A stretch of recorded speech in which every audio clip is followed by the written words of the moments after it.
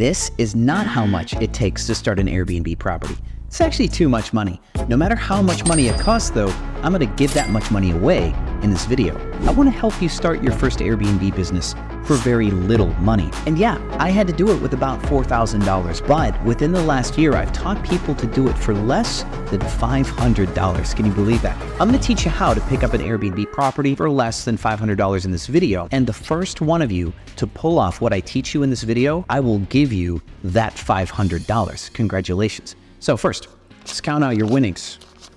This is what you could win today, and let me teach you how you can win it. There are two things that you need to do to start your Airbnb business for less than $500. First, you need to find a landlord who's had their property empty for at least 30 days, 45, 60, even better, because they get more nervous the longer that they've been on the market. And you're going to have to convince him to let you do short-term rentals, but also to give you your first 4 weeks of rent for free. Personally, when I negotiate, I go for 6, 8, or 10 weeks of rent for free. My students do that all of the time. Don't be overwhelmed. 4 weeks is actually pretty easy. If you want to get 6 or 8 weeks of rent for free, the fastest way to do this without me training you on a sales script is just offer a longer lease. If you offer to sign a lease that is longer than 2 years, it's pretty easy to stomach giving you 8 weeks of rent for free. Landlords might have objections, so let me teach you how to overcome those next, and let me teach you how to get your furniture for next to nothing after that. That's how this video is going to go. Most objections are rooted in the fact that somebody does not trust you and or does not trust the opportunity. Airbnb is no longer a new thing, so a lot of landlords will have an opinion on this business model, but a lot of landlords are less scared of this business model because it's less new.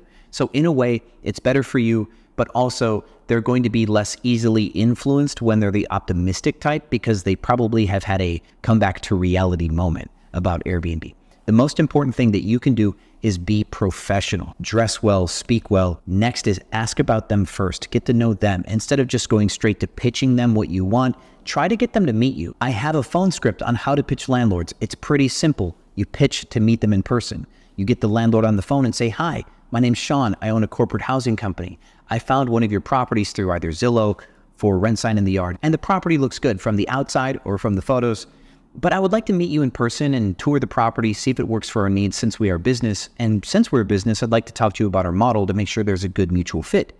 Can I bring you a coffee on Tuesday or Wednesday afternoon?" You're just closing to meet them in person. From there, you will get to know them. You'll talk about their experience as a landlord, good tenants, bad tenants, how long they've been in the game, how many properties they own, how many properties they would like to own, help them build that dream, and then inject yourself as part of their solution, as part of their way to get it done. You see, if you can pitch yourself as a better option than a regular tenant, you're going to win. And that's where objections may come in. They're most commonly nervous about parties or tenant turnover, like people coming in 3 or 5 days at a time. You can let them know that you have comprehensive screening that is done. Depending on where you find the customer, they will be screened various ways. Some of your partners already do criminal screening.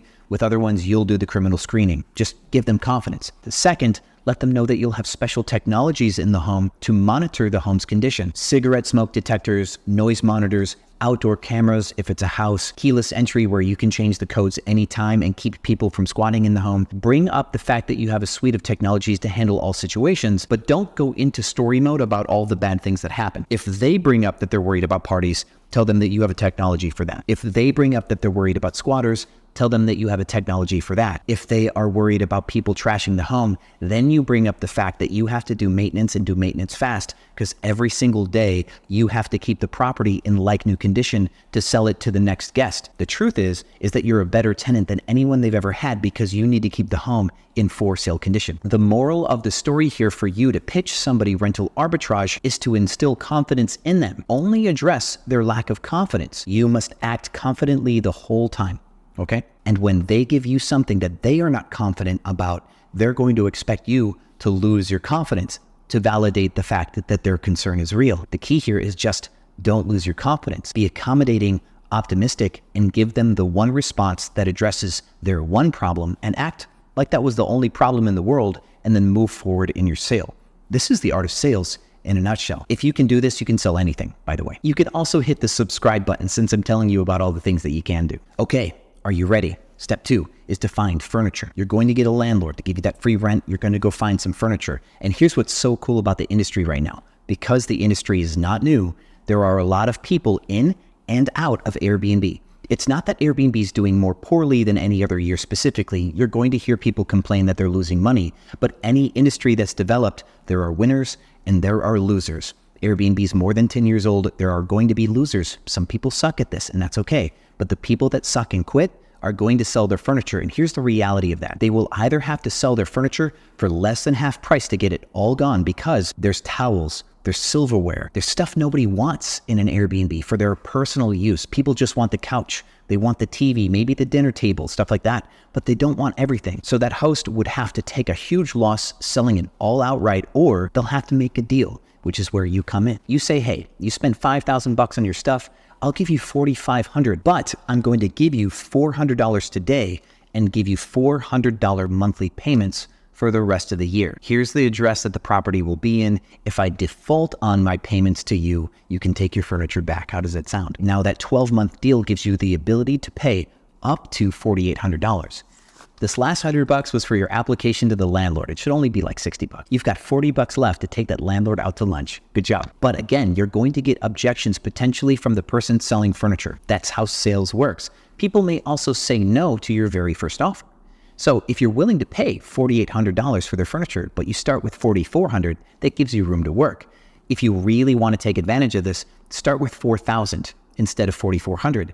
Gives you more room to negotiate. You need to find a way for them to feel like they're still getting the best possible deal. And that means you have to prepare to give them a little bit more than you offered the first time. That's the heart of sales. And if you want to turn this into $1 million business, this is what you do next. Tell that same landlord that you will grow your business with him. Anytime that he buys a property, you will take the lease right away. He doesn't have to hunt for a tenant or hire a real estate agent. And you'll only require 8 weeks of rent for free on the front end every time he does this. He gets a super fast tenant, 8 weeks of rent for free, you'll sign a 2-year-long lease. And you'll keep going and finding people who are selling their furniture on the cheap. You can build this business with no money. Your second property will just be you peeling off the profits from your first property and paying it to the next person for furniture. Your third and fourth and fifth door, you can do the same thing. At one point, you can start doing apartment complexes. You'll tell them, I'll take 5 doors from you, but I want 8 weeks of rent for free. You then go find multiple Airbnb hosts and do the same deal at once. And once you're big enough, hire your own housekeepers, hire your own managers,